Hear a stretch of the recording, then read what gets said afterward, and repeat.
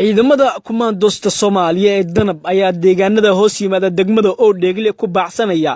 farxadka maleeshiyadka kooxaha argixisada al-shabaab ee shalay laga wareegay degmadaasi oo in muddo ay dhibaatooyin ugu geysanayeen dadka masaakiinta ah ciidanka oo ku baraarugsanaa dhagarta kooxda al-shabaab kana sii gaashaantay koor inta aysan qabsan magaalada ayaa baaritaano ay degmada oo dheegle ka sameeyeen waxa ay miinooyin uga saareen buundada weyn ee dhaxmarta degmada oo ay cadawga doonayeen inay burburiyaan buundada ayaa marin muhiim ah waxay u ahayd dadka degmada degan kuwa xoolo dhaqatada ah iyo dadka beeralayda ah ee ku nool tuulooyinka hoos yimaada degmada oo dheegle sida uu sheegay kusimaha taliyaha ahna taliye ku-xigeenka ciidanka xoogga sareeye gaas cabdi xasan maxamed cadawgu wuxuu isku dayay inuu bariijka markii ciidamadu soo galaan ay qarxiyaan xeelad iyo tab loogu talagalay annagoo isticmaalayna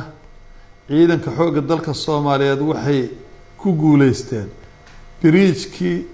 oo ay waxba ka dumin waxna yeelin inay gacanta ku dhigaan cadawgiina ka saaraan taas oo guul weyna maxaa yeelay waad ogtihiin qiimaha ay ku fadhiyaan muxuu buudooyinku dadka gobolka degan oo beeralayda ah oo xoolalayda ah ee webiga ku nool kuwa doonaya inay ka dumiyaan kuwii ka saaray waxaan u maleynayaa Soomaalida inay abaal ku leeyihiin maleeshiyadka al-shabaab waxay baad qasab ah ka qaadan jireen dadka shacabka ah ee degan oo dheegle iyo deegaanada hoos yimaada xoolaha nool dalaga ka soo baxa beeraha ayay si xooga shacabka uga qaadan jireen waxaana ay askarayn jireen carruurta yaryar ciidanka xoogga ayaa shacab ka dulqaaday waxaana dhawaan la qorsheynayaa in halkaasi ay ka howlgalaan dhammaan hay'adaha dawladda si adeegyadii bulshada dadkaasi loo gaarsiiyo waxay qaybiyaan daawooyin waxay qaybiyaan raashinka ay haystaan maadaama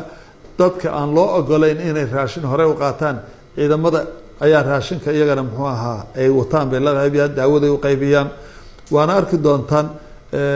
hay'adaha dawladda oo dawliga ah oo dhan baa taga ma aha ciidamada kaliya ah wasaaradda caafimaadka wasaaradda arrimaha gudaha maxaa yeelay ciidamada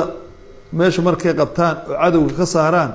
waxaan noo qorshaysan inaanu dawladda uga tagno oo booliis keento oo degmo ka dhigto oo tuulo ka dhigto oo wasaaradda arrimaha gudaha timaado oo caafimaad la keeno oo iskuulaadka laga dhiso ciidamadu wuxuu uga tagaa meesha